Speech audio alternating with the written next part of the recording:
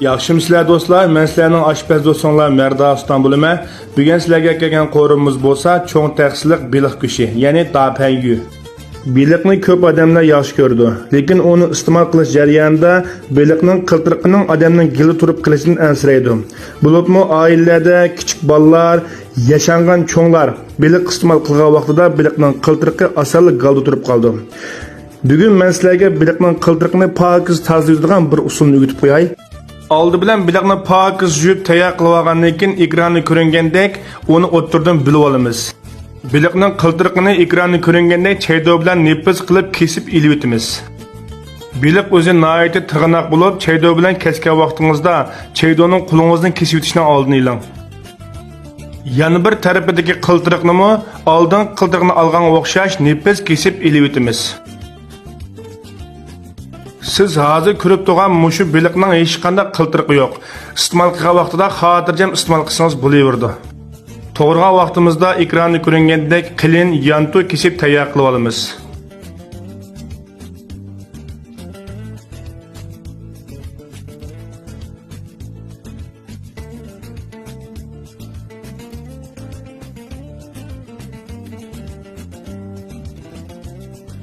Biliqning qiltiriqini qo'rimiga qatmasangiz bo'laverdi. Agarda menga o'xshash biliqning qiltiriqiga amroq bo'lsangiz, ekronni ko'ringandek parchalab to'g'rab qo'rimga qitib bo'laverdi. To'g'rab tayyor qilib olgandan keyin 5-6 minut atrofida tuz suyga chilab qo'ysangiz, biliqning g'ayri puriqi ojizlaydi. Qizil lozim birini tayyor qilib, uni ekronni ko'ringandek uchburchak shaklda to'g'rab olamiz. Ko'k lozimni qizil lozimga o'xshash uchburchak shaklda to'g'rab olamiz.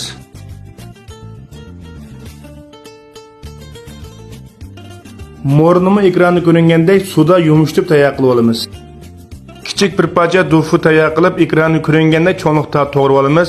Dufuni yoqtirmasangiz sammasangiz bo'ldi va yoki chayi dufu qatorliq boshqa dufu turini sarsangiz bo'laverdi.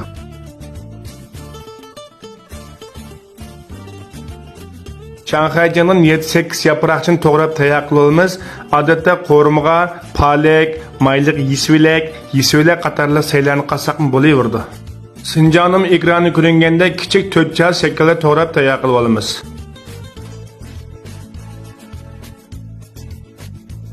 Samsaqimiz sinjonni to'g'ragandek shaklda to'g'rab olamiz.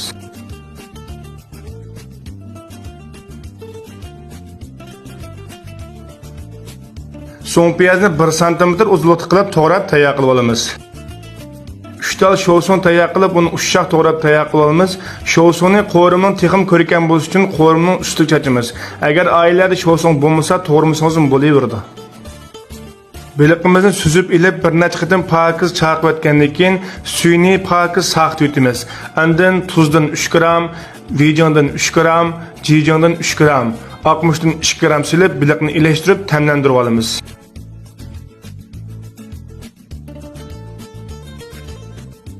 Tuxumdan birini chiqib, biliqimizni yaxshi ilashtirib bellaymiz.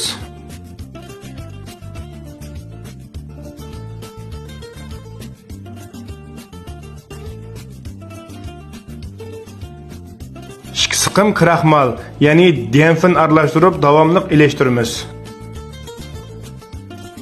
Qozonga 6 cho'mish atrofida may qo'yib, miyimiz 7 daraja qizigandan keyin avval to'g'rab tayyor qilib olgan dufuni silib zalaymiz. Dufuni mayga sap bo'lgandan keyin cho'mishning keyni bilan asto ishtirib ilashtiramiz. Agar cho'mishning oldi bilan ilashtirsak, dufurimiz ezilib ketishi mumkin.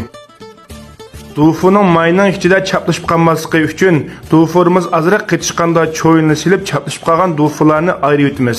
Bunda qilsak dufu ayrim pishadi. Dufu 6 rangda sag'irib, ravurs qetishgan vaqtida andin suzib ilib olamiz. Keyindilar tamlantirib olgan biliqimizni birdan solamiz. Agar bir dodlam silversak, biliq chaplashib mayda ezilib ketadi. Biliqning hammini mayga sap bo'lgandan keyin cho'yli bilan chaplashib qolgan biliqlarni ajratamiz. Bu vaqtda harakatingiz siliq bo'lsin, bo'lmasa biliqingiz ezilib ketadi. Biliq sag'irib ravurs qetishgan vaqtida suzib ilib olamiz.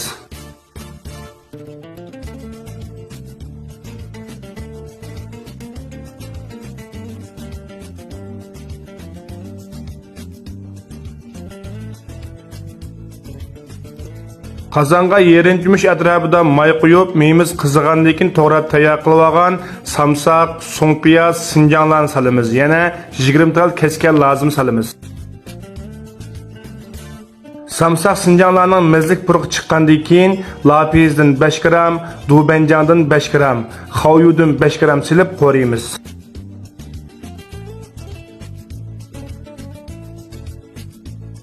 Meyimizning rangi toza qizargan vaqtida 4 yumush atrofida suv quyamiz.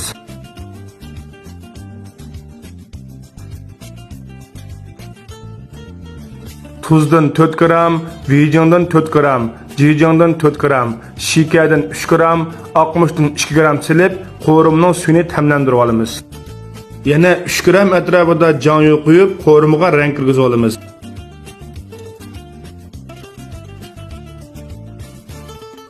Qo'rimning suvi qaynagandan keyin zalab ilib olgan dufu, biliq hamda to'g'rab tayyor qilib olgan shanxayching mo'rlarni solamiz.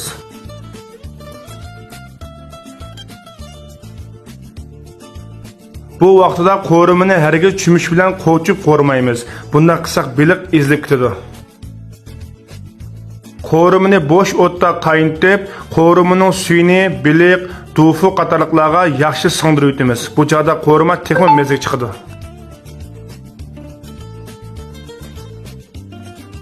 Qo'rimini 2 minut atrofida qaynatib olgandan keyin to'g'rab tayyor qilib olgan lozin solamiz.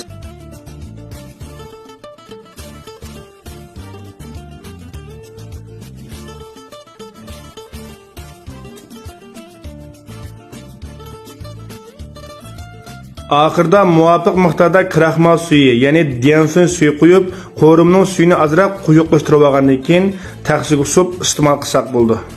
Oilalarda qilish qulaylik bo'lsa uchun oddiy usulni olib keldim. Agar qo'rim yargan bo'lsa, haqsiz yurikingizdan birini berib, meni go'njo qilib oling. Buningdan keyin texim mazza qo'rimlarning huzuringizga sunaman.